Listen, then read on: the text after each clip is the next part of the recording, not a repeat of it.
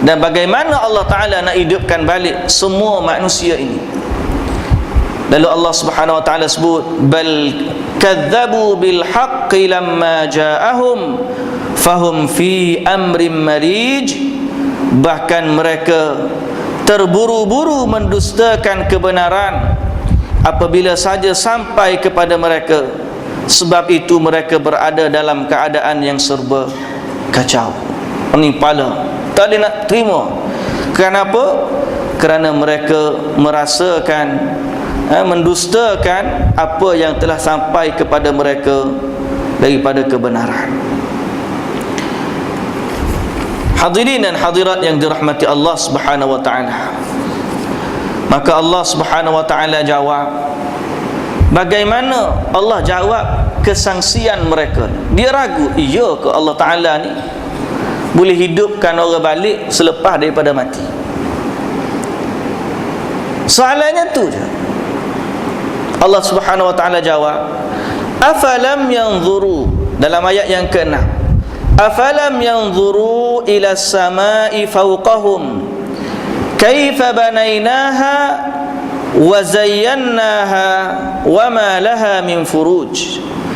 Apakah mereka tidak melihat? Tengok mana? Ila sama, kepada langit. Cuba tengok ke langit.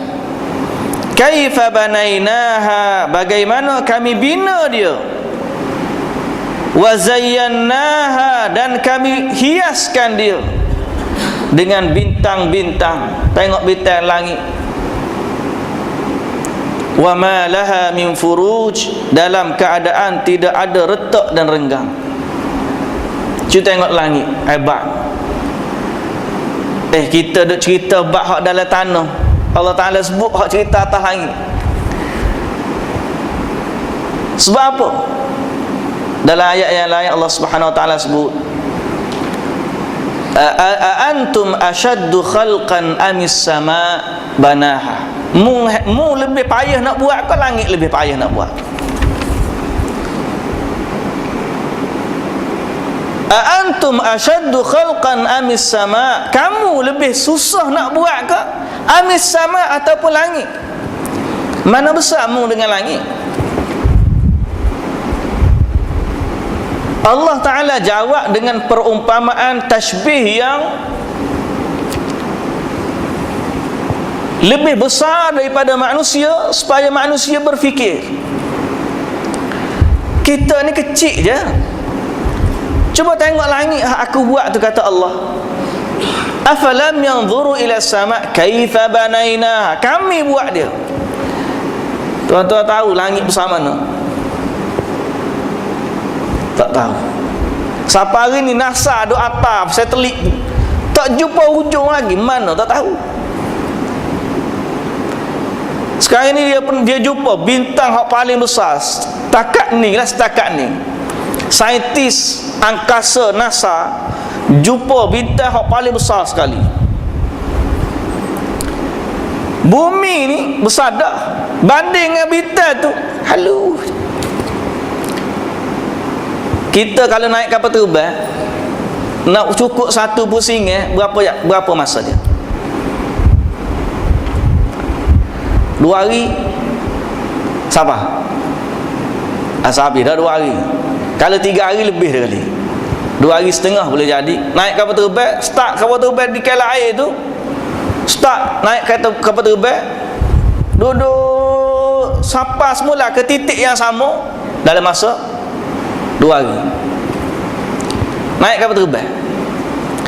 Bintang hak paling besar saintis jumpa lah ni, dia kata ukur lilik dia tak payah cerita dengan kilometer, tak boleh nak bergambar. Ukur lilik dia kata nak pusing satu pusingan bintang tu dengan jet yang sama, kapal terbang yang sama, pesawat jumbo hak kita naik 2 hari boleh pusing bumi ni, duduk di bintang tu, kapal terbang tu kena ambil masa 11 tahun baru cukup satu pusingan. 11 tahun, bukan 11 hari ni, 11 tahun. Kalau 2 hari, hak tu 11 hari, lama dah. Ni naik kapal terbang tu kena buat pusingan 11 tahun. Naik kapal terbang 11 tahun baru sapah mula. Tu baru bintang. So kalau ipung hak segala yang ada di langit, Allahu Akbar. Dalam satu hadis yang disebut oleh Al-Imam Al-Bukhari dalam Adabul Mufrad, Nabi sallallahu alaihi wasallam bersabda, langit dengan bumi ni nak banding dengan kursi Allah Azza wa Jalla. Kan dalam ayat kursi Allah Subhanahu wa taala sebut wasi'a kursiyyuhus samawati wal ard. Kursi Allah meluasi langit dan bumi. Maknanya kursi lebih besar daripada langit dan bumi. Jangan bayar kursi kita ni, tidak. Nak sebutnya kursi Allah. Lagu mana sifat dia? Wallahu ta'ala a'lam. Tapi Nabi sebut besarnya dia. Bumi, langit bumi yang besar ni bandingan dengan kursi Allah seperti segelung besi di tengah padang yang luas. Lepas tu arash Allah Azza wa Jalla. Arash ni makhluk yang paling besar sekali. Wa huwa rabbul arshil azim. Arash ni makhluk paling besar. Kursi banding arash, kursi banding bumi, langit bumi besar tak? Kursi banding arash Allah Azza wa Jalla, Nabi sebut bandingan dia serupa bandingan langit bumi dengan kursi. Mana kursi yang besar tadi banding dengan arash Allah Azza wa Jalla seperti segelung besi di tengah padang yang luas. Allahu Akbar. Hadirin dan hadirat yang dirahmati Allah Subhanahu wa ta'ala sekalian, cerita bab kebesaran Allah Subhanahu wa ta'ala, Allah suruh kita fikir. Nak gambar tak boleh, tapi fikirkan tentang kebesaran Allah Azza wa Jalla. Orang yang kenal Allah, dia akan tambah rasa takut kepada Allah Subhanahu wa ta'ala. Kata Allah, innama yakhshallaha min ibadihil ulama. Orang yang takut kepada Allah ialah para ulama. Karena makin kita ngaji, makin kita takut kepada Allah. Itu betul kita ngaji. Kalau makin ngaji makin tak takut, itu selek tu. Tak tahu salah mana tu. Makin ngaji ilmu tinggi, makin tak takut Tuhan. Makin ngaji makin tak mari semaya jemaah. Ada selek tu. Kena cek mana. Ngaji ilmu banyak tapi tak takut kepada Allah Azza wa Jalla. Bahkan tak ingat kepada Allah Subhanahu wa ta'ala. Zikirnya kurang. Jadi tu haji dah tapi tak ingat kepada Allah. Kena cek mula haji dia tu status ke apa. Bila kita pergi haji, saya alhamdulillah tahun ni pergi haji dalam bab syekh-syekh tu banyak sebut tentang zikrullah. Hubung kait haji dengan zikir. Haji-haji ni adalah matlamat utama dia. Antara matlamat utama ialah zikir. Nak ingat kepada Allah Subhanahu wa ta'ala. Tengok ayat-ayat cerita bab haji, semua bab zikir. Fa idza qadaytum manasikakum fadhkurullaha ka dzikrikum aba'akum aw ashadda dzikra. وأذن في الناس بالحج يأتوك رجالا وعلى كل ضامر يأتين من كل فج عميق ليشهدوا منافع لهم ويذكروا اسم الله واذكروا الله في أيام معدودات. Ingatlah kamu kepada Allah pada hari-hari yang berbilang. Nabi kata innama ju'ila at-tawaf was-sa'yu baina as-safa wal marwah wa ramyul jimar li iqamati dzikrillah. Dijadikan tawaf, sa'i safa marwah dan juga melempar jumrah adalah untuk mengingati Allah Subhanahu wa ta'ala. Sebab tu kalau kita perhati dalam tiga ibadat tu ada lafaz yang sama.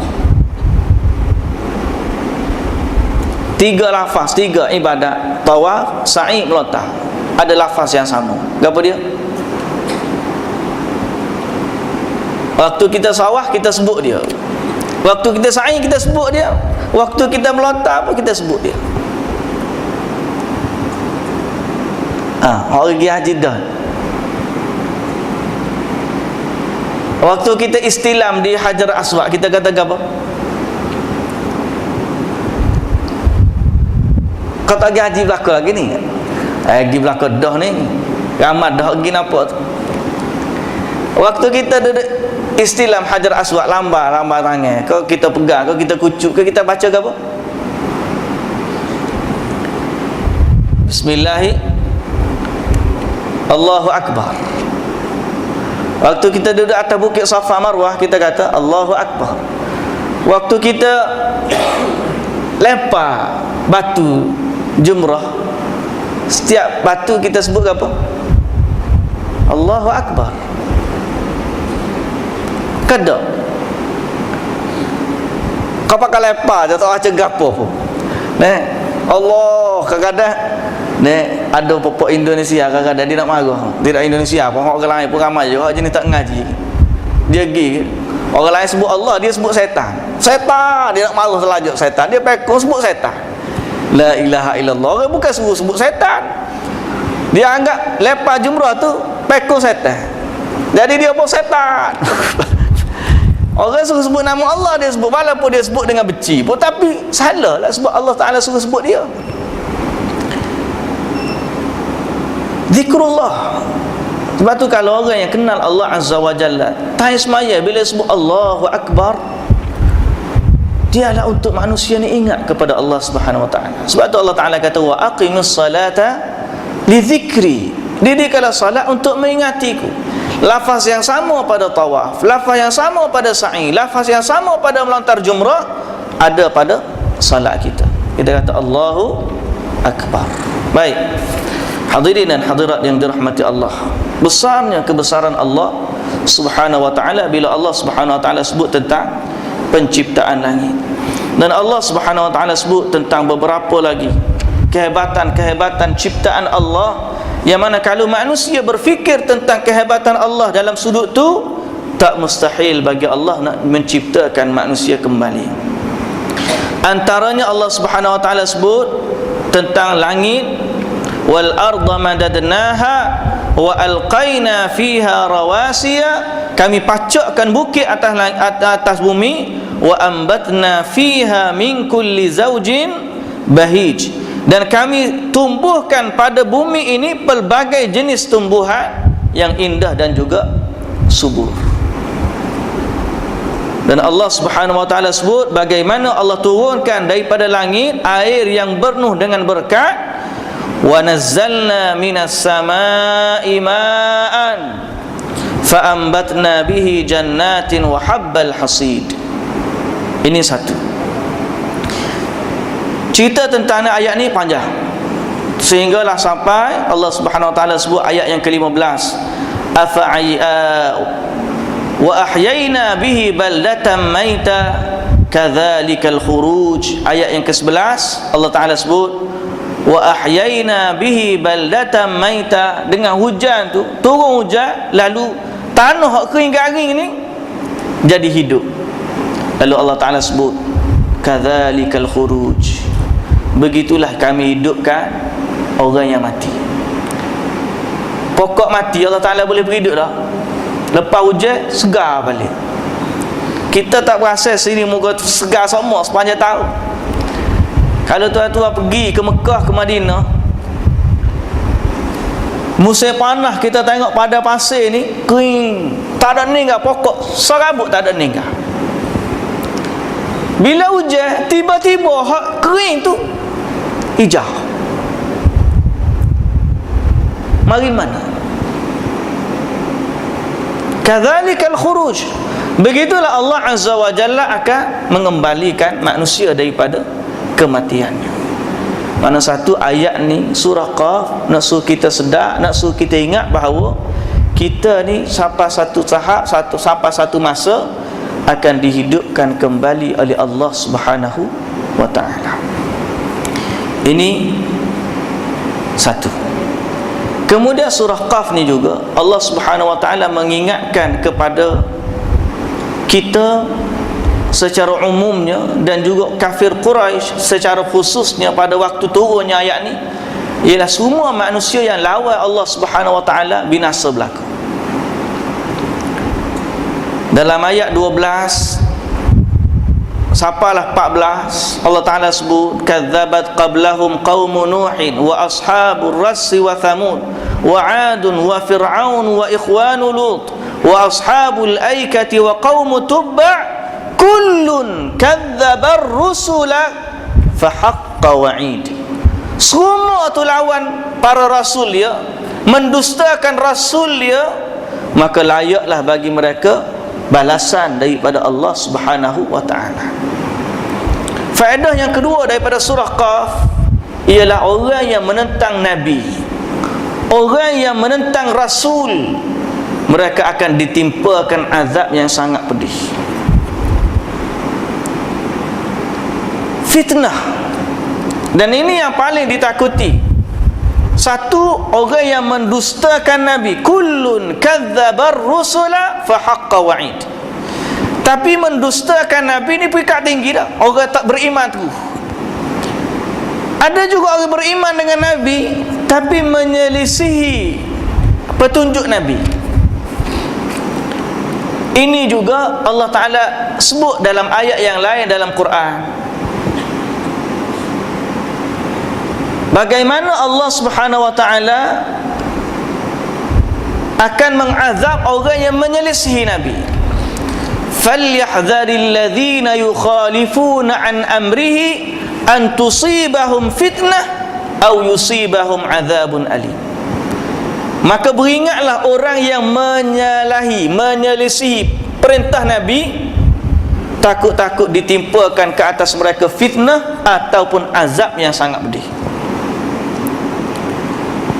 Sehingga seorang lelaki pernah datang jumpa Imam Malik rahimahullah, nak tanya pasal ihram daripada miqat. Nak pergi umrah atau haji nak pakai ihram.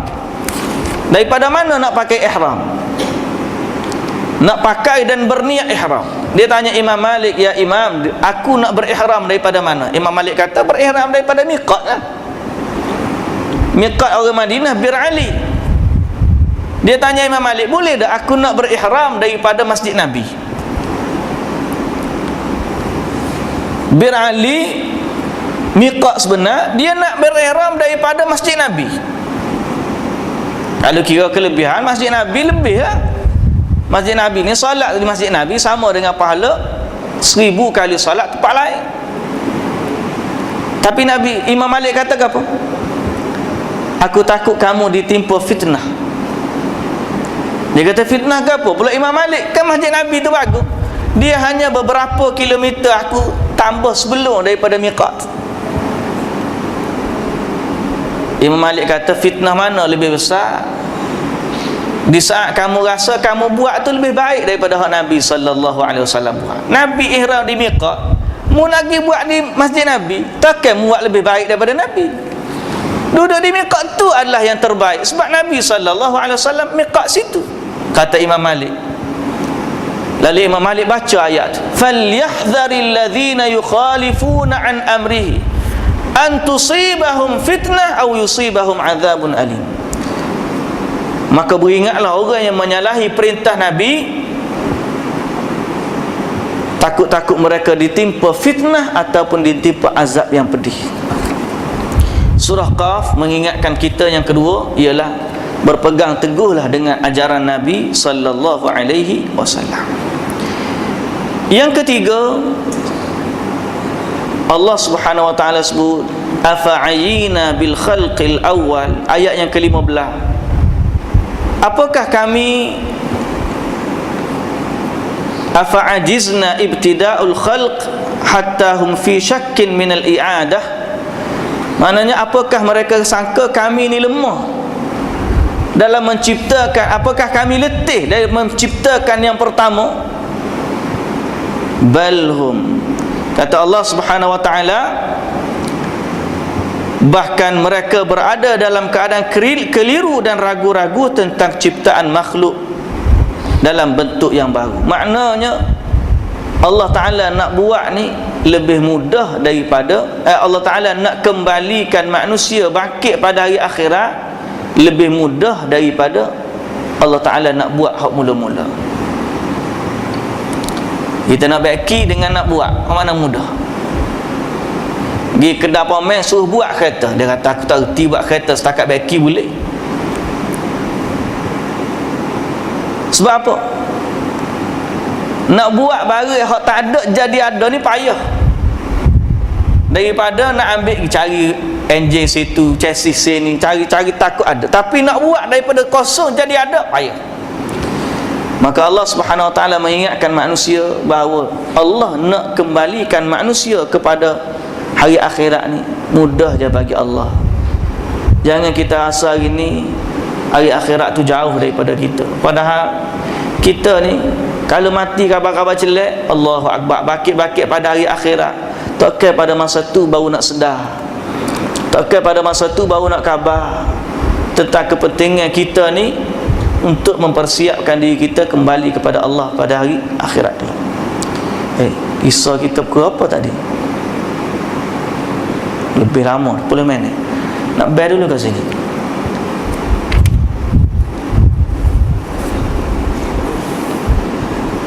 Kau sini mazhab lagu mana? Mazhab nafsi yang letul dah. Mazhab terus dah. Tapi kare bayar ke tak kare? Pakai qomat lalu. Pakai qomat lalu. Rugi. Satu hari Amba duduk di Ampang Tasik, Masjid Ampang Tasik. Tok guru kita lah, Tok Guna Aziz pergi ceramah sana. Dia pun ceramah. Habis ceramah qomat lalu. Dia kata tak bayar. Dia kata tak qomat lalu. Dia kata tak ada nak bayar dah ni.